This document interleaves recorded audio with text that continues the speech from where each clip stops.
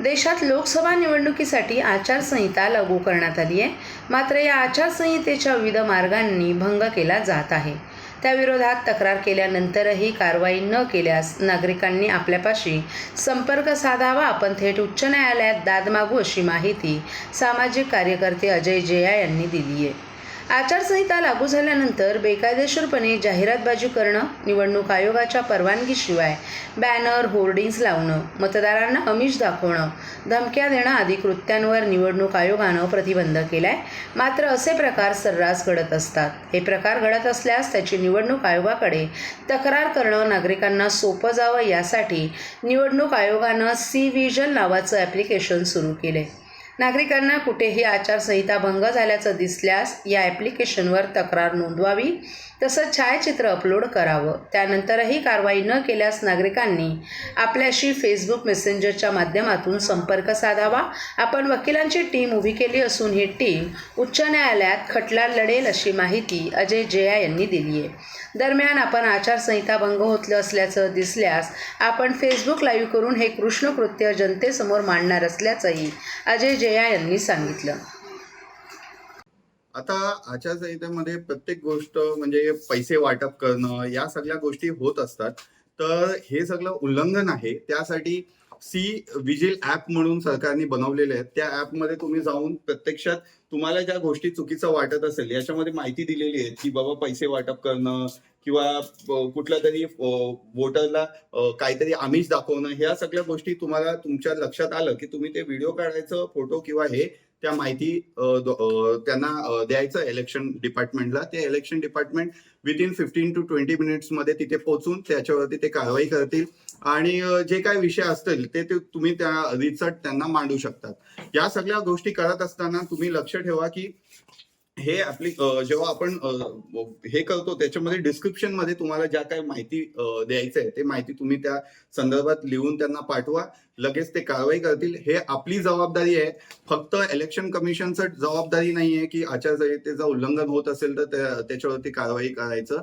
आपण नागरिक म्हणून आपली जबाबदारी आहे. कारण कोणीतरी प्रस्थापित पक्ष किंवा प्रस्थापित ताकद असणारे लोक आपला पैसे वाटप करत असतील किंवा काहीतरी चुकीच्या मार्गाने इलेक्शन जिंकण्याचा प्रयत्न करत असतील तर त्यांना त्यांच्या विरोधात तक्रार करण्यासाठी हे ऍप्लिकेशन दिलेले आहेत. त्याच्यात पूर्ण तुम्ही वापर करून घ्या आणि या संदर्भात तुम्हाला कुठलीही माहिती पाहिजे असेल तर तुम्ही अजय जया माझा फेसबुक पेज आहे त्याच्यामध्ये जाऊन तुम्ही हे माहिती घेऊ शकतात. आणि मी प्रत्येक गोष्टीचा माहिती ऑन फील्ड जाऊन कशी कारवाई होते किंवा कारवाई करतात किंवा तक्रारी आल्यानंतर तिथे पोहोचून मी ते लाईव्ह दाखवणार आहेत माझ्या पेज.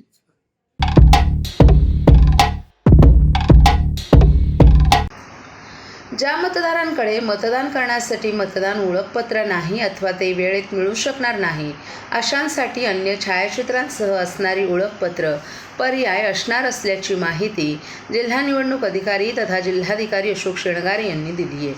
काही मतदारांकडे मतदार ओळखपत्र नसल्यास अथवा त्यांच्या ओळखपत्रामध्ये काही शुद्धलेखनाच्या चुका, छायाचित्र वगैरे जुळत नसल्यामुळे मतदाराची ओळख प्रस्थापित करणं शक्य नसल्यास मतदाराला भारत निवडणूक आयोगानं ओळखपत्र आणि सामाजिक न्याय आणि सक्षमीकरण भारत सरकारतर्फे मिळालेली दिव्यांग ID कार्ड यांचा समावेश आहे. परिच्छेद 7 मध्ये नमूद केलेली ओळखपत्र पर्याय असणार आहेत. यामध्ये आधार कार्ड, मनरेगा जॉब कार्ड, बँक, पोस्ट ऑफिसनं फोटोसह दिलेलं पासबुक, कामगार मंत्रालयाच्या योजनेअंतर्गत दिलेले आरोग्य विमा smart card, driving licence, PAN card, NPR अंतर्गत RGIनं दिलेलं स्मार्ट कार्ड, भारतीय पासपोर्ट, छायाचित्रासह पेन्शन दस्तऐवज, केंद्र राज्य सरकार PSU पब्लिक लिमिटेड कंपनी कर्मचाऱ्यांचं छायाचित्र असलेलं सेवा ओळखपत्र, खासदार, आमदार, MLC यांना दिलेले अधिकृत यापैकी एक ओळखपत्र मतदान केंद्रावर सादर करणं हा मतदारांना पर्याय असला तरी मतदारांनी मतदार ओळखपत्र तयार करून घेण्यास प्राधान्य द्यावं. लोकप्रतिनिधी कायदा 1950च्या कलम 20 अंतर्गत मतदार यादीत नोंदणी केलेले परदेशी मतदार त्यांच्या भारतीय पासपोर्टमधील तपशिलाच्या आधारे ओळखलं जातील, असंही शेणगारे यांनी सांगितलं.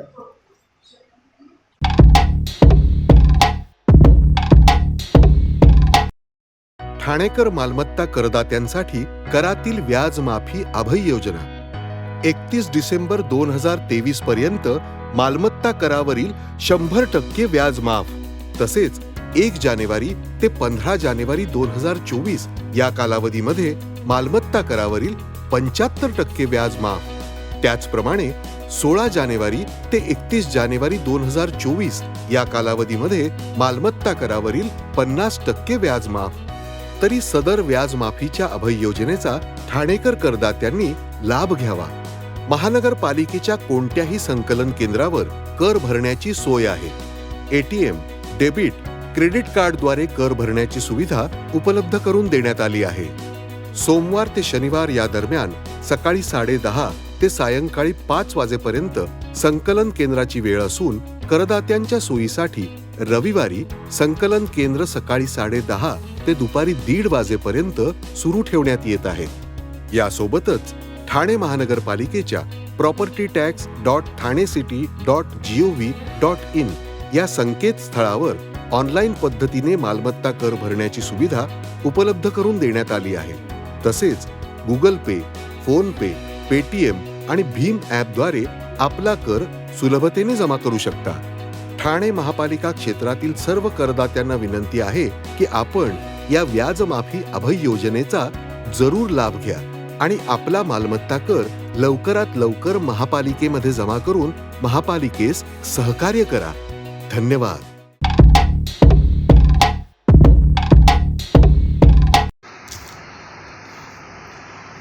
जैन धर्माचा अपमान करणाऱ्या तसंच उत्तर भारतीयांना मारणाऱ्या मनसेला भाजपनं सोबत घेतले. त्यामुळे मतदारांना गृहीत धरणाऱ्या भाजपला मतदार नक्कीच धडा शिकवतील, असं प्रतिपादन शिवसेना उद्धव बाळासाहेब ठाकरे युवा सेनेचे सचिव वरुण सरदेसाई यांनी केलं आहे. राम गणेश गडकरी रंगायतन येथे ठाणे लोकसभा युवा महाराष्ट्र अभिमान मेळाव्यावेळी ते बोलत होते. देशात लोकशाही जवळपास संपत आली आहे. पंतप्रधान नरेंद्र मोदींच्या विरोधात विरोधी पक्षाचा नेता आवाज उठवतो, त्याच्या मागे ED, CBI अशा प्रकारच्या तपास यंत्रणा लागतात. अरविंद केजरीवाल यांच्यासारख्या लोकप्रिय मुख्यमंत्र्यांनाही अटक होते. त्यामुळे भाजप किती घाबरवल्याचं दिसून येतंय. यावेळी महायुतीमध्ये मनसेच्या प्रवेशाबाबत बोलताना सरदेसाई यांनी भाजपनं मतदारांना गृहीत धरले. प्रामुख्यानं जैन, गुजराती आणि उत्तर भारतीय समाजाचा अपमान करणाऱ्या आणि उत्तर भारतीयांना मारणाऱ्या मनसेला त्यांनी सोबत घेतले. तसंच भाजपपासून लांब गेलेल्या उद्धव ठाकरे यांची कमी भरण्याकरिता हा खटाटोप सुरू असल्याचा दावाही सरदेसाई यांनी केलाय. नक्कीच आजपर्यंत जैन समाज, गुजराती समाज हा मोदी साहेबांना आदराने पाहत होता. पण ज्या पद्धतीने मनसेनी अगदी उघडपणे जैन समाजाचे देरासर असतात त्याच्या बाहेर मच्छी मांस पकडलं होतं आणि संपूर्ण त्या धर्माचा जो काही अपमान केलेला, तो अपमान आता मोदी साहेबांपेक्षा धर्म मोठा की मोदी साहेब मोठे हे आता जैन समाज ठरवेल. आणि 100% जर मनसेसारखा एखादा पक्ष हा भाजपसोबत जात असेल तर आजपर्यंत उत्तर भारतीय आणि जैन समाज हा जो काही भाजप स्वतःचा गड मानत होती तो गड यावेळी 100% ढासळणार.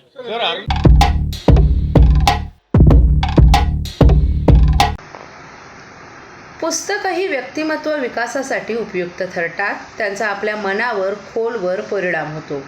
मनस्थिती सुधारण्यासाठी मदतही करतात. पुस्तकांमुळे जीवनात चांगलं कार्य करण्याची प्रेरणा मिळते. यातून व्यक्तिमत्वात सकारात्मक बदल घडून येतो.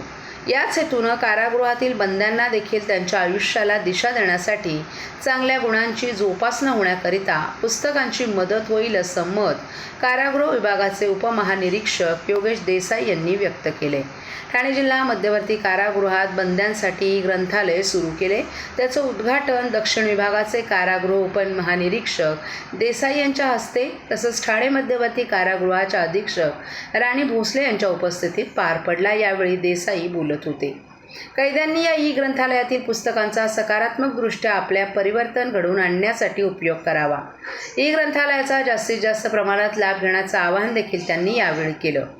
कारागृहातील बंद्यांना पारंपरिक ग्रंथालयाच्या माध्यमातून मराठी, हिंदी, इंग्रजी आणि उर्दू आदी भाषेतील कथा, कादंबरी, मनोरंजन, ऐतिहासिक, तत्त्वज्ञान, कायदेविषयक अशा विषयांची 5,000पर्यंत पुस्तकं उपलब्ध आहेत. परंतु काळानुरूप भौतिक साधनांमध्ये आधुनिक तंत्रज्ञानामुळे प्रत्येक क्षेत्रात क्रांती झाली आहे. त्याचप्रमाणे ग्रंथालय देखील आधुनिक तंत्रज्ञानाच्या जोडीनं ई ग्रंथालय झाली आहेत. ई ग्रंथालयाच्या माध्यमातून जास्तीत जास्त पुस्तकं वाचकांना उपलब्ध होत आहेत.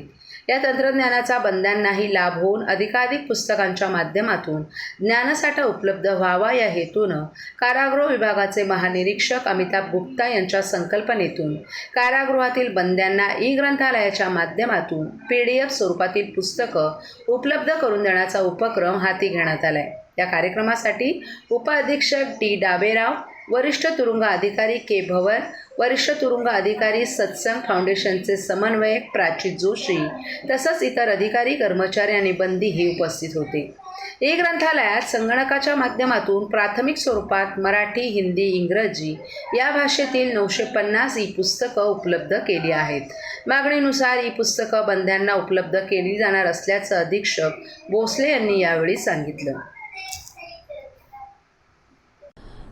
महाराष्ट्रातील सर्वच कारागृहामध्ये आपण पाहिलं तर बंद्यांसाठी ग्रंथालय उपलब्ध आहेत आणि आजपर्यंत सगळ्या बंद्यांना हिंदी, मराठी, इंग्रजी अशा प्रकारची विविध पुस्तके आम्ही माध्यमातून उपलब्ध करून देत होतो.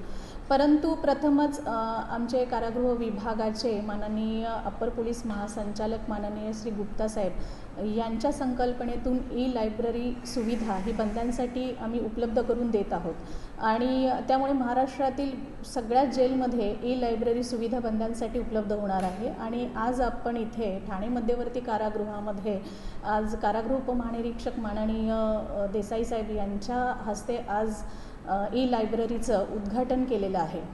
खरं तर ई लायब्ररी ही संकल्पना थोडीशी अनोखी आहे, वेगळी आहे, कारण का आजपर्यंत बंदी ही पुस्तकं वाचत होते, परंतु जसं तंत्रज्ञान पुढं गेलेलं आहे तसं बंद्यांना देखील तंत्रज्ञानाचा फायदा व्हावा त्या दृष्टिकोनातनं आपण ही लायब्ररी सुविधा सुरू केलेली आहे.